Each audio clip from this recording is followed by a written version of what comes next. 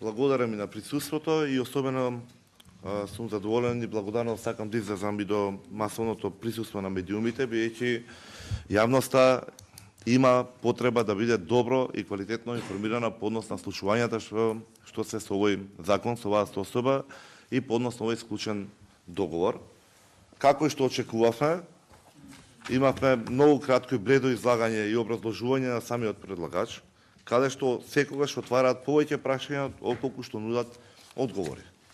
Да имаме таков пристап за нешто што чини 1,3 милиарди евра, а уверен сум дека тоа ќе биде најмалку 2 пати на крајот, доколку не бидат превземени мерки, доколку не вложиме напор, доколку не се потрудиме сите заеднички да ги искористиме сите капацитети во насока на подобрување на ова законско решение, последиците ќе дојдат. Практично ние се наоѓаме во ситуација каде што не е прашањето дали ќе имаме штетни последици или консеквенции од склучувањето на овој договор, туку колкави и каде ќе бидат штетите, што произлегуваат од овој договор. Бидејќи најголемата штета е со потпишувањето на самиот договор. Зошто го велиме ова? Бидејќи ние договорот се уште го немаме. И ние можеме само да нагаѓаме. Ние сте во една сива зона, во една магла, каде што ние потенцијално дискутираме за работи кои што не можат да бидат потврдени. Ние не знаеме, дури ни со ова предлог законско решение, какви консеквенции можат да имаат доколку имаме во предвид останатите 398 страни од договорот. Ќе го образложам и тоа се разбира малку подолго, но сепак најважната работа е бидејќи го немаме договорот. Се крие, самата постапка беше нетранспарентна, имаме сериозен притисок од јавноста да се види што е потпишано. Сите не за сега нели е стратешки договор. Сите сакаме да имаме автопат, но да видиме што тоа ќе значи за Македонија и за нејзината иднина. Колку време ќе не кошта, какви работи може да произлезат и така натаму. Од она што досега излезе во јавноста, сваќаме дека ситуацијата не е воопшто лесна. И не може да биде лесна за нешто што е стратешки проект, се сложувам, но затоа сте ние тука да најдеме најдобро можно решение како тоа најефикасно, најекономично и најдобро се направи за државата. Но ако го немате договорот, веднаш се укажува на тоа дека не се ниту искрени, ниту чести намерите на владата, ниту пак на предлагачот. Во овој случај, како би можело некој да ни предлага измени на законот што директно се засегаат на договорот ако не го видел договорот?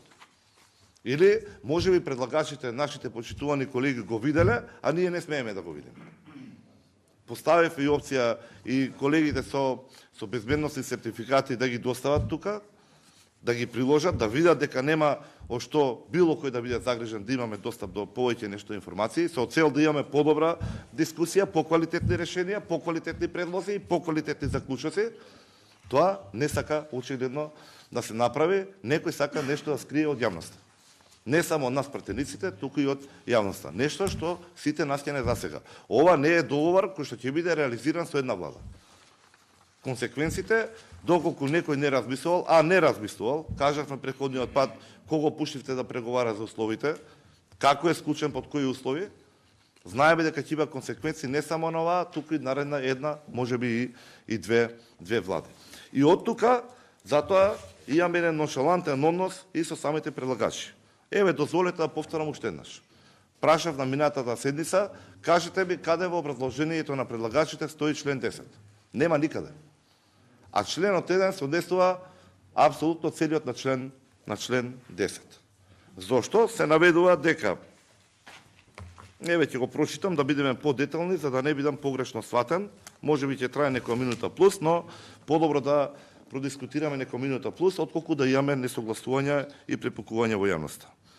Кај што се однесува по однос на барањето и на постапката. Практично се неутрализира целокупната постапка претходно пропишана. А дали имавме закон кој што ги убрзува постапки? Да имавме. Постоешко законско решение, кој што сега се менува. И вели вака. По приемот на барањето, органот на државната управа, надлежен за работите од областа на минералните суровини, во рок од 5 дена ќе достави до влада образложен предлог и одлука за доделување на концесија за детални геолошки истражувања, која произведување образложениот предлог во рок од 15 дена од приемот на предлогот ќе донесе решение за доделување на концесија за детални геолошки истражувања. Толку.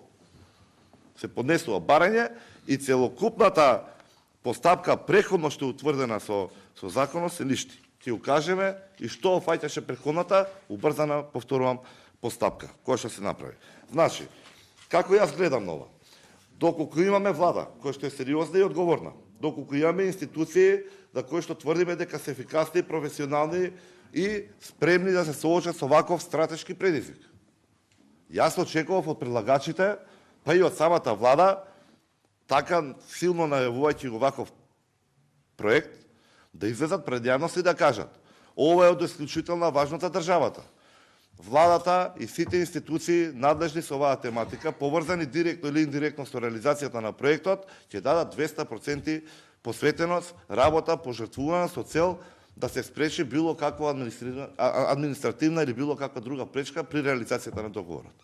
И според мене, сериозна и одговорна влада тоа ќе го направи. Ќе го вложи својот максимален капацитет за да се спроведе активноста час поскоро. Што значи дека нема да имаме бирократија, што значи дека ќе имаме контролни механизми, што значи дека ќе имаме барања, проекти, што ќе ги читаме понатаму, кои што ќе течат брзо, ќе имаме министер кој што ќе биде доследен на работата, ќе прати процесот до кај се движи, ќе имаме премиер кој што е директно засегнат за ваков стратешки проект, па ќе прашува до каде, ќе имаме седници на влада во кои што ќе се дискутира, се со цел државата да функционира не во нормални услови, него двојно поефикасно, со цел да се реализира ваква стратешка компонента за развојот на развојот на државата. Но тоа не се случува. И сега пазете, владата не само што не се соочува со одговорноста, со предизвикот, што не е достојна за тоа што се нафатила, бидејќи криминалната клика си се договорија преку надзорот, подпишаа договор како што го подпишаа. Сега едноставно се префрла топката многу просто на пратениците, но ние што не го виделе договорот. Каде што сега, доколку почнам да поставам прашања, можеме до рано наутра бидеме да ги ставаме во непријатна ситуација. Нас не ни е цел да ве ставиме во непријатна ситуација. Нам ни е цел да спречиме консеквенции или штети или истите да ги намалиме на што е можно пониско прифатливо или најниско ниво. Така е и овој амандман со кој што членот 1 се брише. Зошто го велиме тоа? Бидејќи и постоечкото законско решение нуди можност за убрзана постапка, имајќи преди стратешки проекти. И таму се вели вака: во случај кога барање за добивање концесија за детални геолошки истражувања го поднесува собственикот на резултатите од извршените проспекцијски геолошки истражувања, јавните предпријатија, јавните установи и така натаму се наредуваат серија на сегменти, им се доделува врз основа на барање без проведување на постапка за доделување на концесија по пат на јавен повик, а по постапка утврдена со членот 14. Тоа е клучниот момент. Членот 14. Иначе, за постапка со јавен повик секој може да си добие концесија, таму си уредено. Ова е за убрзан момент. Што офаќа членот 14? Пардон, да, членот 14 од овој закон. Ќе бидам малку полог укажав, само ќе го прочитам целиот, за да сватите во што се пуштате, што предлагате, што сакате да биде надминато и буквално прелипано. И да видиме што се очекувањата. Бидејќи во излагањето на предлагачот тоа не го слушнав.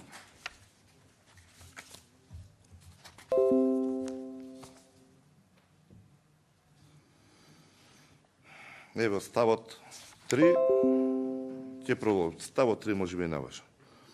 По извршениот увид и по постапувањето по дадените забелешки од извршениот увид, доколку ги има во рок од 15 дена, органот на државната управа надлежен за работите од областа на минералните суровини, по службена должност бара мислење од органите на државната управа надлежни за работите од областа на животна средина и просторното планирање. Заштитата на културното наследство, транспортот и врските, шумарството и водостопанството, земјоделството, како и од други органи на државната управа надлежни за работите од соодветната област. Став 4. Покрај органите на државната управа става 3 на овој член. Органот на државната управа надлежен за работите од областа на минералните суровини по службена должност бара мислење од единицата, односно единиците на локална самоуправа на чија територија е поднесена иницијатива за вршење на детални геолошки истражувања. Еве, овие само два ќе ги земам, сите други ќе офрлиме. Со предложените измени на законот, предлагачите сакаат сите овие проверки да ги елиминираат. Практично, сега како што е поставено, да може да си копа каде сака и колку сака. Без оглед на штетите што може да бидат предизвикани врз животна средина, врз штетите што може да ги има локалната самоуправа, врз штетите што ги можеме да ги имаме како културно наследство, врз штетите што ги можеле да ги имаме на друга инфраструктура и така натаму, да не ги редиме сите надлежности и зошто токму се бара дозвола од овие институции. Дали владата е толку некадарна, толку неспособна, за да не може да излезе и пред самите предлагачи да каже: ние имаме цврсти институции и во рок од 15 дена, кој што не е долг рок, да бидеме реални, краток е рокот од 15 дена, ние гарантираме дека институциите ќе ги дадат сите овие одобренија и дека нема да има никаков проблем проектот да тече непречено. Ама доколку имаме нешто што е проблем во било која надлежност со сите овие институции, тогаш штетата е непоправлива за државата. Но и во тој случај одговорна влада ќе постапи соодветно, ќе преземе соодветни мерки и чекори, да тоа да биде превенирано, надминато, да се најде решение и така натаму. Ние со тоа не се замараме. Оваа влада, предлагачите воопшто не се замараат со потенцијалните консеквенции што може да произлезат. Бидејќи едноставно го бришеме, како да не постои. А во исто време за сите други ќе мора тоа да се почитува. Постојните законски решенија и како даваат одговор на можните потенцијални ситуации, како што велите вие за побрза изградба. Па на крајот на краиштата побрзото никогаш не е доказ и дека е поквалитетно. А ние имаме стратешки проект кој што треба да се гордеат следните генерации. За кој што треба да произведат бенефити, а не главоболки и штети. Освен некој ако си има лефтерен, неодговорен однос, тоа така да си го прелепа. Не е важно што ќе се случува понатаму, важно ние ова да го истуркаме. Доколку некој не добил наредба, и тоа мора да се спроведи по секоја цена. И имаме одговорност во овој случај и пред самите себе си, и пред граѓаните што не избрале, и пред институциите за кои што ја ракуваат оваа држава. Не можеме да имаме таков ноншалантен однос за вакво сериозно прашање.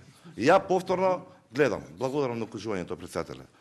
Еве, дозволете да ве запрашам како предлагачи. Што од моето укажување не е на место?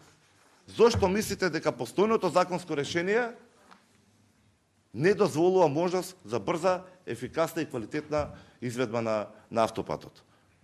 Што е тоа во вашиот предлог што дава на квалитет и на сигурност во однос на постоечката законска рапка? И што ќе добиете со можни потенцијални ризици од главоболки, потешкоти и штети за државата? Ви благодарам.